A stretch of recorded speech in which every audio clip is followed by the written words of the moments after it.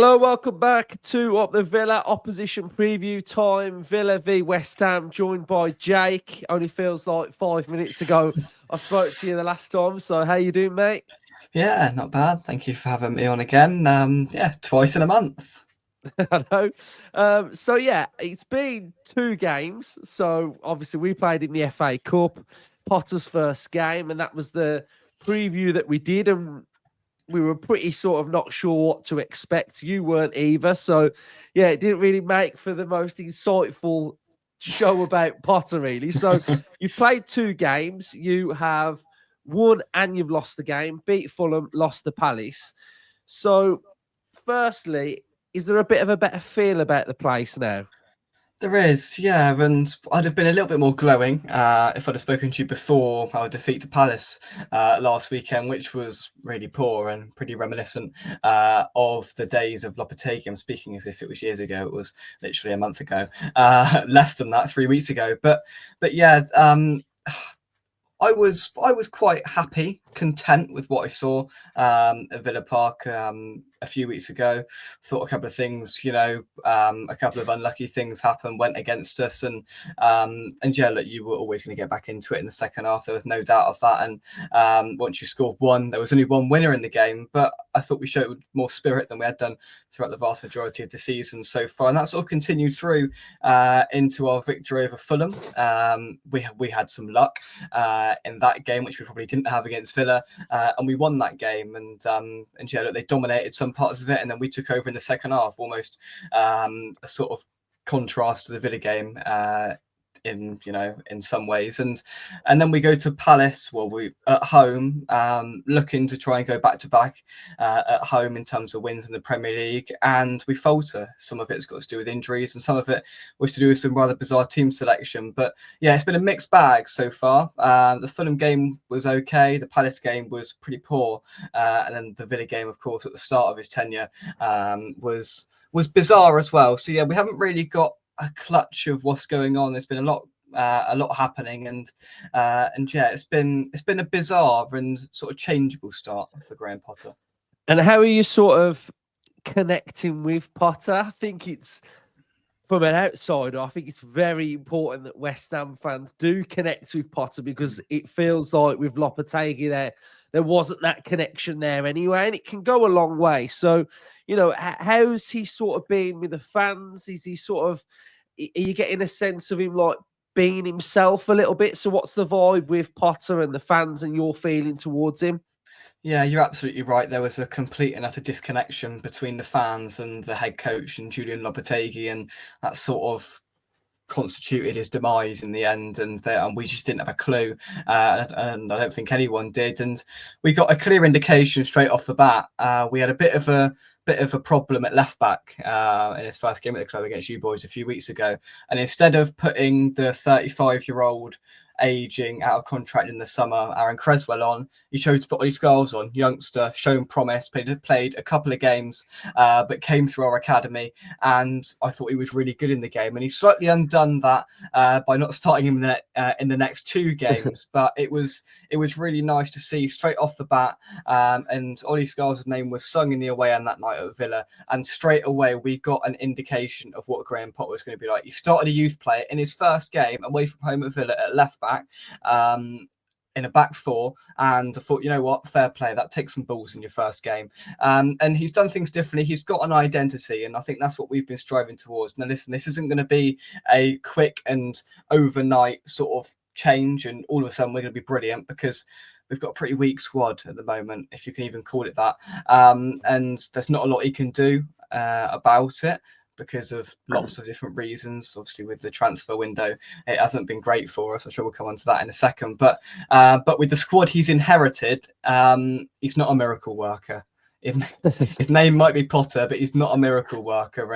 And yeah, but it's been better in terms of identity and in terms of a connection, absolutely. Yeah, so just touching on sort of like his tactics, I've spotted myself that he's sort of, against us, it was more of like a 4-2-3-1. The one, I think it was your last game, he went with more of like an out-and-out back 5. So Yeah. what are you sort of seeing that he wants West Ham to become? Because, whenever I do think of Potter, I do think of a progressive manager with a style, with an identity. So early on then, are you starting to see any patterns with the 3 performances that you've had? My impression is that he's giving everybody a go. That's what I've seen. He's started and he's mixed it up and he's altered things. And at times I've been bemused with what he's done, but it's been clear that he's been giving players a go. He started Creswell last week, who has been not really Premier League standard for a good couple of years, but has been a squad player. He played him, and he's played lots of the sort of players that were almost pushed to the back under Lopetegui and under Moyes to the back end of his sort of tenure as West Ham manager. So I give him credit for that. That's definitely what he's been doing. I think now with this game and moving forward, we should see a bit more of a pattern because what he did against what he did against Palace didn't work. He played a back 5 and it really didn't work. Because we're short on centre halves at the moment, even more so now Mavropanos got sent off in that game, which isn't a bad thing because he's been pretty woeful. But he tried to jumble a back 5 together and it really didn't work. And he played he played a rather bizarre midfield partnership, which was never going to work. So I'm hoping now he's going to have seen and is beginning to see what is going to work and what isn't going to work. Fair play to him. He's giving players a start, which is been difficult to sort of identify a pattern, but he's played around with a back 3/5 at Chelsea and Brighton in the past. I expect him to try and adopt that in some instances at West Ham. Not sure he'll do it on Sunday because I don't think we've got the players to play a back 5, to be honest, defensively, because we're struggling in that sense. But yeah, he's chopped and changed and he's given everybody a go and he's tried different formations to try and sort of gauge what works, I guess. So team news then, I've noticed that you have got players out and Mavropanos has got a red card, hasn't he? So he can't play. So, how are you looking sort of like injury-wise? Because I imagine it would be frustrating for Potter that, he's not arrived at West Ham and he's got everybody available that he can pick and, it'd probably speed up the process a little bit. Or otherwise, maybe that if he hasn't got certain players, he's able to have a look at some players. But, I imagine that some of the players that he's having a look at, you guys probably don't think are good enough anyway. No. So just talk to us about sort of like team news ahead of the Villa game.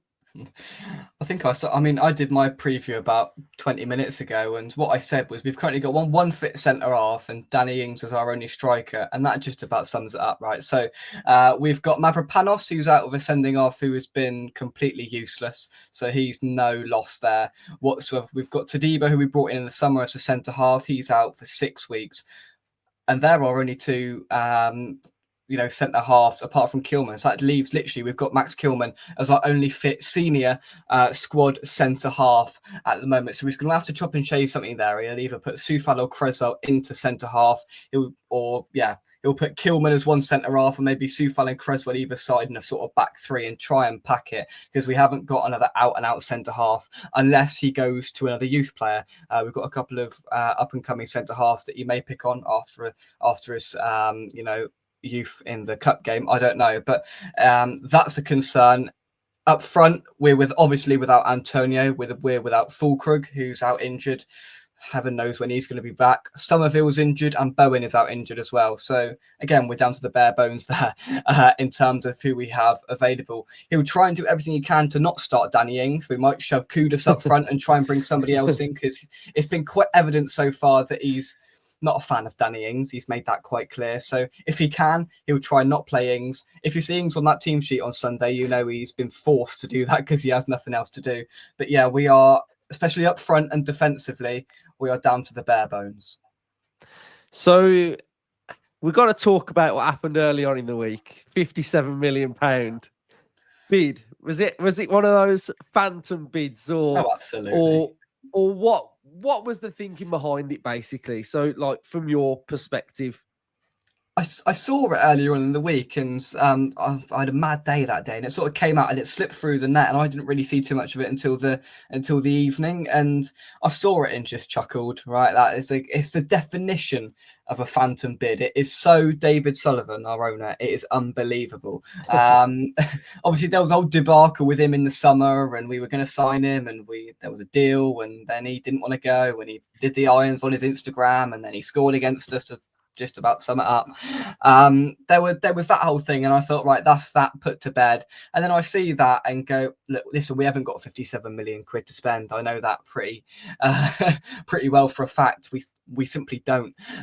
So when I saw that, I thought that is a phantom bid that's going to try and please the fan base and try and go, we're trying. They'll come out the end of the window and say we tried, we put a bid in for Duran, but they didn't want it. No, full well, I think, did Villa come out and say they want 100 million for him after the window? Was that what was said? So 57 million quid was never gonna reach any sort of appetite when you've been putting 100 million up as a transfer fee as it is. So a complete phantom bid. I didn't take too much notice of it because it was never going to get accepted, and we didn't want it accepted, and we probably can't have it accepted because we haven't got the money to pay you. I mean, I've heard West Ham fans talking about what Sullivan. So does he actually do this then? Does he actually put these type of phantom bids in? He's done it before. I can't remember. A couple of years ago, he did it about a player, and it was absolutely ridiculous. We were signing like Paqueta and all the rest of it, and he put out a ridiculous bid for a player. And I can't remember who it was, but he typically does it in this January transfer window in this scenario. He's done it before where we need players. We do it at the moment. We need players. And he goes either back to a player that we've looked at before or a big name player, chucks money that he knows full well won't get accepted at it. And then he goes, oh, well, we tried to bring players in, but we just couldn't. January transfer window's hard, blah, blah, blah. He's done it before. He'll do it again. The West Ham fans know to look over it now and to see past what he's trying to do because he's done it before in that sense. It is completely and utterly a tactic that has been used before. Yeah. I mean, just touching on like your finances, if you were going to pay 57, you did spend quite a lot in the summer as well, though, didn't you? You've got to buy Todibo, haven't you? So you've got an outlay of that. Fulkrug, you spent quite a lot on that. So is there money actually there to sort of sign a striker if it's less than 57? Or how close are you to sort of, the budget of... You've spent quite a lot of money, basically. Yeah, there's some money there, but there's not 57 million.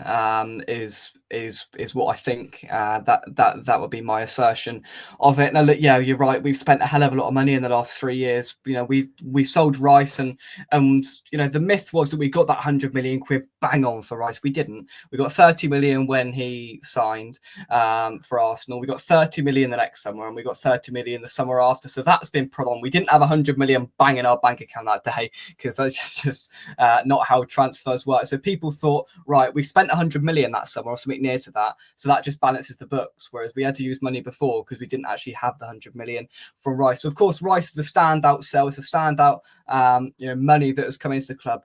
But the summer we the summer we sold Rice, we spent 100 million ish, and then last summer we spent a hell of a lot of money as well. We will have to buy Todibo. We bought Fulkrug for 30 million. We bought a young winger, Brazilian winger, 20 years old, I think, for 25 million quid. No one had ever heard of. Kilman, 40 million quid. Right, we've spent Somerville, 20 million quid. We've spent a lot of money, 100 plus again this summer. And you can't take that away from David Sullivan because he's put his money where his mouth is, probably wrongly in some signings, and the recruitment's been a little bit skew-whiff, to say the least. However, there will be some money there, but I mean, I wouldn't blame David Sullivan for not chucking too much more at it because, yeah, we spent a lot of money in the last 3 years, and to be where we are is pretty poor. Yeah, I mean, from an outsider, I think Fulkrug is going to be a pretty bad transfer for you guys. I just don't think you're going to get the value from him. We've already seen that he's been injured quite a lot this year, and yeah, I think that was probably going to be one that sort of bites you a little bit. So, thoughts on the game then? Villa Park again. You're going, aren't you? Are you going? Yeah. What's your record like there? Personally, well, I mean, I've been I've only been. Have I been? What? Yeah, no. I've been twice, and I've seen 2 wins actually. So Oh I've God. got a pretty flawless record Yeah. actually. Can you not go? I was there when we beat you 4-1 back in our crazy year. When I think Gerald was still in charge of you boys then. And then I was there the year after where we beat you 1-0 in a really, really bad game of football. And so yeah, I wasn't there last year where you beat us 4-1. I was on a cruise ship, and I walked out of the bar when it had finished. There was quite a few Villa fans in the bar. I walked out of the bar and went and took my West Ham shirt off and put another shirt on. But yeah, my record's pretty flawless. Do I think that it will remain that way? I doubt it. How do you see the game going then? Do you think it will sort of mirror a little bit of the game that we saw at Villa Park in the FA Cup? Villa with possession. I mean, I did tell you, didn't I, that first shot on target, and it went in. And you did message me during that game as well, and I was like, I told you. I think we are still doing that as well. I think Monaco's first shot in the Champions League, I think. No, actually, Martinez saved it, so his second shot went in. So, So how do you sort of feel like it is going to go and score prediction, etc.? I'm trying to battle my heart on my head here to an extent. Realistically, with the players we've got out and the way we played against Palace on Saturday, you should beat us quite comfortably. But you never know.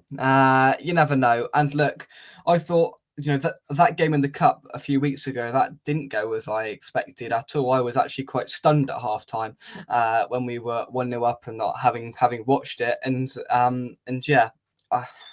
Can I see it going a similar way? I think we'll score, and I think we might actually score first, but I can see maybe something similar happening, yeah. And I wouldn't be surprised if it's another 4-1, similar to your place last year, to be honest, just purely because of the fact we are missing our backbone of players. And yeah, we're missing Antonio, of course, Bowen, and centre halves, and the midfield isn't functioning to the best of its ability. And yeah, unless Potter, pulls a rabbit out of a hat and does something amazing, I'm staring down the barrel of a defeat, I'll be honest. Well, Jake, it's been great having you on again. Very insightful as always. And I'll tag your channel in the title and description so Villa fans can go and check it out, check his preview out that he's had for the game as well. So yeah, I'll chat to you next season then, and we'll see where we both end up as well. So cheers, mate. Thank you very much. Cheers, Luke.